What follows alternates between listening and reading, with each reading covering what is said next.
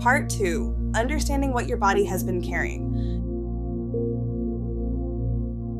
Now that you have a basic understanding of fight, flight, freeze, fawn, and shutdown, we are going to look at what your body may have been carrying underneath the surface. This is where a lot of people have their first big, wait, that explains me moment. Because anxiety is not always just worry. Burnout is not always just being tired.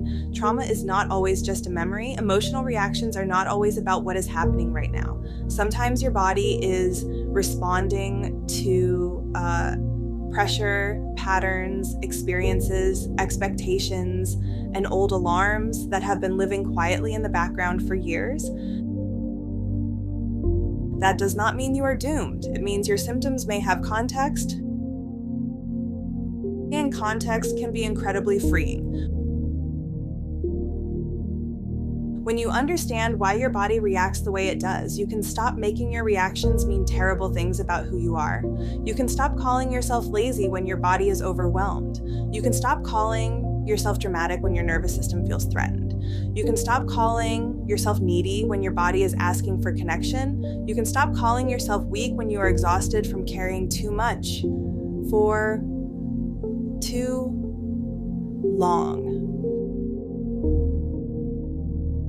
Your body has been carrying information.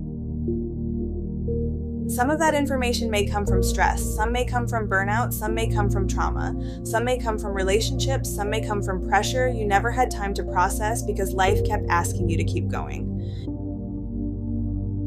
In this next section, we are going to explore anxiety, burnout, stored stress, trauma responses, emotional regulation, and relationship triggers in a way that feels human and understandable. Not heavy for the sake of being heavy, not clinical for the sake of sounding impressive, just clear enough to help you finally connect the dots. Because once you understand what your body has been carrying, you can begin helping it put some of it down. Chapter 5, Anxiety and the Body Alarm. Anxiety can feel like your mind is the problem.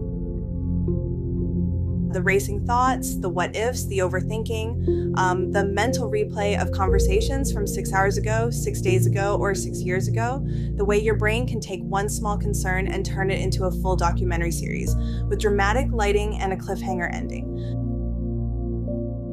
But anxiety is not only happening in your mind. Anxiety is also happening in your body. That is why it can feel so powerful. If anxiety were only a thought, you could probably reason with it more easily. You could say, that is unlikely, or I am safe, or this is not worth spiraling over, and your body would nod politely and return to peace like a reasonable little citizen.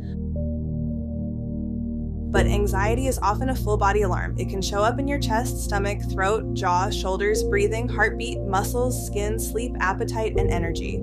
It can make your body feel like something is wrong, even when you cannot point to a clear emergency.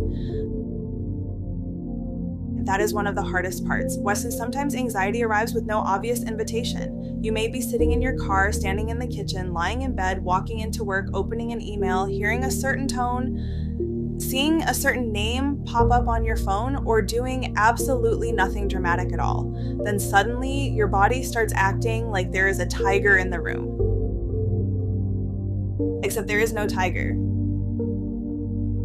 There is just you, your nervous system, and maybe a sink full of dishes, minding its business a little too loudly. This is what can make anxiety feel so confusing. Your mind may say nothing is happening while your body says something is absolutely happening and we need to prepare. Your heart may race, your chest may tighten, your stomach may drop, your breath may become shallow, your muscles may tense, your thoughts may speed up, searching for the reason you feel unsafe. The brain does not like uncertainty, so when your body feels alarmed, your mind may start scanning for an explanation. It may grab onto anything nearby, a text, a bill, a conversation, a memory, a mistake, a future possibility, a look on someone's face, a tone in someone's voice, a weird feeling in your chest, or a tiny detail that suddenly feels enormous. That does not mean you are irrational. It means your body alarm went off and your mind is trying to figure out why. Anxiety is often your nervous system trying to protect you from a threat it believes may be present. The key word is believes. Your nervous system does not only respond to what is actually happening, it also responds to what it has learned might happen. If you have lived through stress, trauma, instability, criticism, rejection, pressure, emotional unpredictability, panic, burnout, or long seasons of feeling unsafe, your body may become very good at scanning for danger, almost too good. Like a security system that has been turned up so high, it starts alerting you about a leaf touching the window. Your body may read uncertainty as danger, silence as rejection, rest as laziness, conflict as abandonment, a mistake as disaster, a deadline as a threat, a physical sensation as something terrible, a change in plans as loss of control. This is why anxiety can feel so convincing. It does not politely whisper, "There may be a minor concern here." It storms in with a clipboard and emergency lighting. When anxiety is loud, it can make everything feel urgent. You may feel like you need to solve the problem immediately, get reassurance immediately, check something immediately, leave immediately, respond immediately, research immediately, or prepare for every possible outcome before your nervous system will allow you to breathe normally again. But anxiety does not always need more information. Sometimes anxiety needs more safety. That matters because a lot of people try to treat anxiety by arguing with their thoughts all day. They try to prove the fear wrong. They analyze every angle. They ask for reassurance. They replay the situation. They search online. They make lists. They try to predict the future so perfectly that nothing can surprise them. And sometimes, yes, clear thinking helps. But when anxiety is living in the body, thinking alone may not be enough. You may need to help the body feel safe enough to stop sounding the alarm. You cannot always solve anxiety by giving your mind more to chew on. Sometimes you calm anxiety by giving your body something steady to feel. This is where body-based tools are really so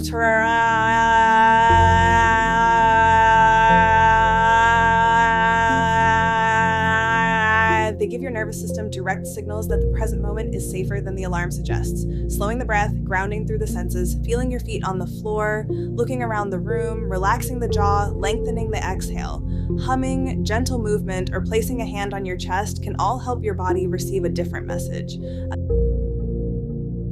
The message is simple. I am here. I am in this moment. I can slow down. I do not have to solve everything right now. That may sound almost too simple, but remember, your nervous system does not need a speech. It needs cues. A cue of safety can be physical. It can be the feeling of your feet pressing into the floor. It can be a slower exhale. It can be the weight of a blanket. It can be warm tea. It can be a calm voice. It can be looking around and noticing that there is no immediate danger in the room. It can be unclenching your hands. It can be turning down the lights. It can be stepping outside and feeling air on your skin. Safety is not always a grand emotional breakthrough. Sometimes safety is your body getting one tiny piece of evidence that this moment is survivable. Let's talk about how anxiety can show up in the body, because this is where many people begin to feel less alone. Anxiety can feel like a tight chest, a racing heart, shallow breathing, dizziness, restlessness, stomach discomfort, nausea, sweating, shaking, jaw tension, shoulder tension, throat tightness, headaches, or feeling like you cannot get, comfortable in your own skin. It can feel like being wired and exhausted at the same time. It can feel like your body is buzzing, even when you are sitting still. Anxiety can also feel like irritability. This surprises people. They expect anxiety to feel like fear, but sometimes anxiety comes dressed as annoyance. Everything feels too loud, too close, too demanding, too slow, too much. And someone asking a simple question can feel like they just tossed a brick into your nervous system. Anxiety can also feel like control. You may try to plan everything, manage everyone's reactions, prevent mistakes, avoid surprises, or make sure nothing goes wrong. Control can feel like safety when your body does not trust uncertainty. Anxiety can also feel like avoidance. You may delay opening messages, checking accounts, making appointments, having conversations, starting tasks, or facing decisions because your body associates them with threat. Then, the avoidance creates more stress, and the stress creates more avoidance, and suddenly the whole thing becomes a little anxiety lasagna. Layer upon layer, and none of it tastes good. If any of this sounds familiar, please hear this clearly. You are not weak because anxiety shows up in your body. Your body is responding to a perceived threat. That does not mean the threat is always accurate. It means your nervous system is trying to keep you safe with the tools it currently has. Our work is to help your body build more tools. One of the first tools is learning to name what is happening without making it worse. Instead of saying, "I am losing it," you might say, "My body is feeling anxious right now." Instead of saying, "Something is wrong with me," you might say, "My nervous system is activated."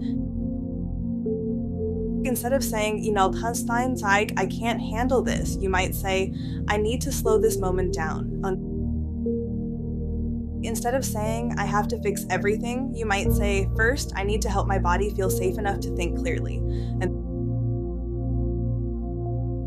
this shift matters because panic feeds on fear of the feeling itself. When you are anxious and then become afraid of being anxious, the alarm gets louder. It is like your body says, "We are anxious," and your mind replies, "That is terrible." And your nervous system says, "Wonderful. Now we are anxious about the anxiety. Everyone buckle up." Naming the state gently can interrupt that loop. Not always instantly, but often enough to create a small opening. Try this phrase when anxiety rises. "This is anxiety in my body. It feels uncomfortable, but I can support myself through it." You do not have to fully believe it for it to help. Sometimes the phrase is less about instant belief and more about giving your nervous system a steadier voice to listen to. From there, you can choose one small action, not 10, not a full life overhaul, one. You might place both feet on the floor and press down gently. You might inhale through your nose and exhale a little longer than you inhale. You might look around the room and name 5 things you see. You might put one hand on your chest and one hand on your stomach. You might sip water. You might step outside and you might unclench your jaw and lower your shoulders. You might remind yourself, I do not have to solve my whole life in this moment. That last one deserves to be written on a billboard. Anxiety loves to convince you that everything must be solved right now. But most of the time, your first job is not to solve everything. Your first job is to help your body come back into enough steadiness that you can choose the next step. Calm does not always come before action. Sometimes one small action helps calm begin.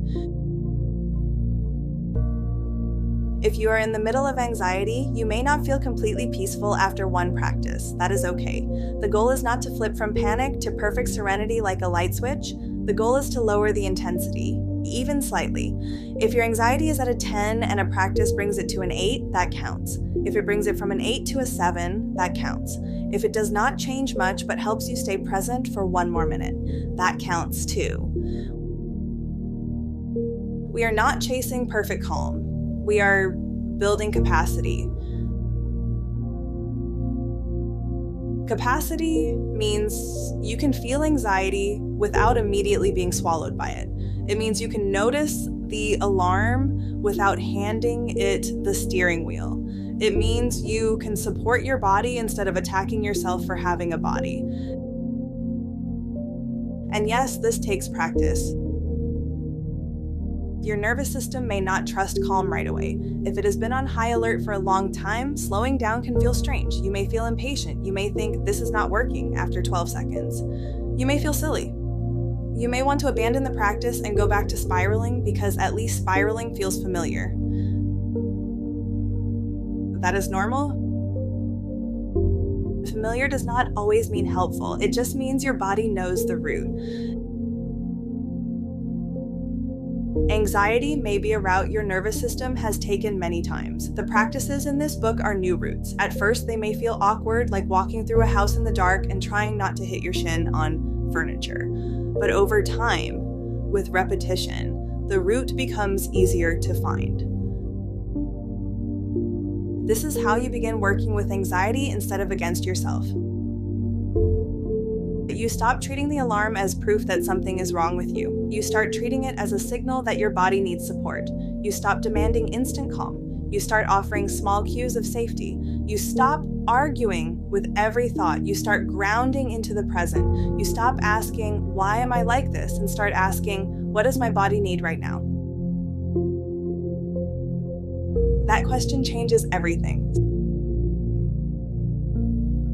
Sometimes your body needs breath. Sometimes it needs food. Sometimes it needs rest. Sometimes it needs movement. Sometimes it needs less caffeine and more water, which is rude but often true. Sometimes it needs reassurance. Sometimes it needs a boundary. Sometimes it needs connection. Sometimes it needs to stop consuming information and start feeling the floor. Anxiety is not always solved by one thing because anxiety is not always caused by one thing. It can be shaped by stress, sleep, trauma, hormones, health, relationships, work, uncertainty, sensory overload, caffeine, hunger, perfectionism, fear, and the simple fact that being human is occasionally a very loud assignment. So we approach it with compassion. Not every anxious moment is an emergency. Not every sensation is a threat. Not every thought deserves a microphone. Not every feeling needs to become a decision. Sometimes anxiety just needs to be met with steadiness long enough for the body to realize maybe we do not have to run the whole alarm system right now. That realization may come slowly. Let it. You are not behind because anxiety still visits. You are not failing because your body still reacts. You are learning how to respond differently, and that is real work. The next time anxiety shows up, try to pause before you attack yourself. Try saying, my body is sounding an alarm. I can listen without panicking. I can support myself through this moment. Then choose one small signal of safety. One breath, one grounding practice, one sip of water, one hand on your chest, one look around the room, one reminder that you are here in this moment and you do not have to fight your body to come back to yourself. Anxiety may be loud, but it does not have to be in charge.